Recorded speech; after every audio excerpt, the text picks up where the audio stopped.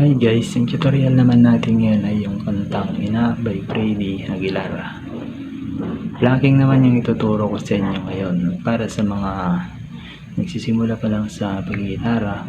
Kung nirapan kayo sa pagpa-plucking, meron tayong strumming pattern nitong tutorial na to. I-click nyo na lang yung link natin sa baba, kaya balik tayo sa ating tutorial.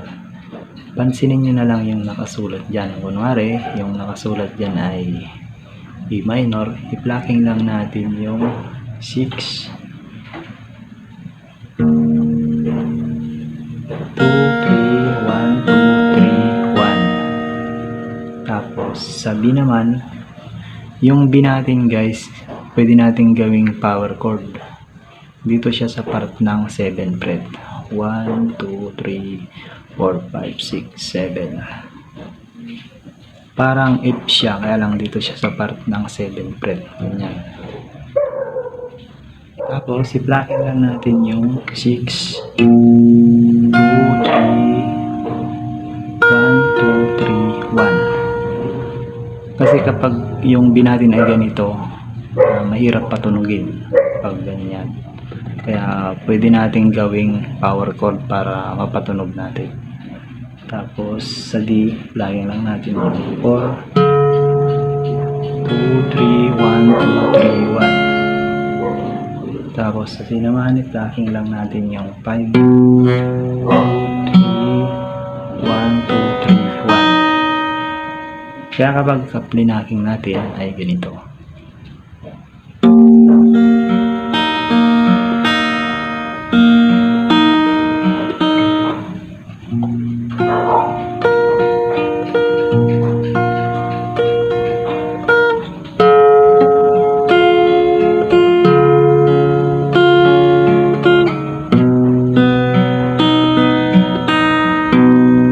Ulit.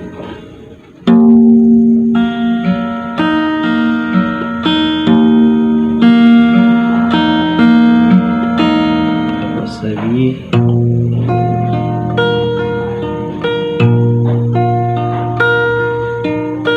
D.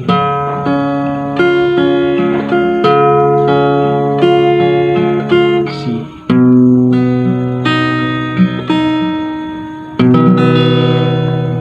Ganyan lang yung gagawin natin.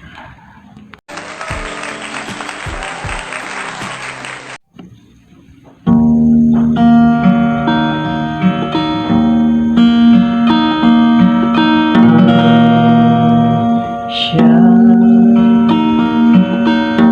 ang iyong ilan na sa'yo'y nagsilang. Siya ang iyong ilan na sa'yo'y nagmahal.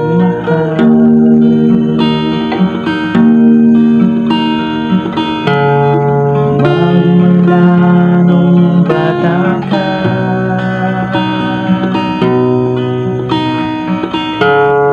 di kanya pinabayaan.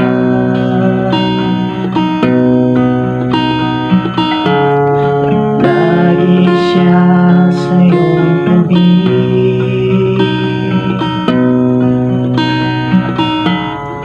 Di hiwalay sa iyong piling. Siya ang iyong ilan na sa'yo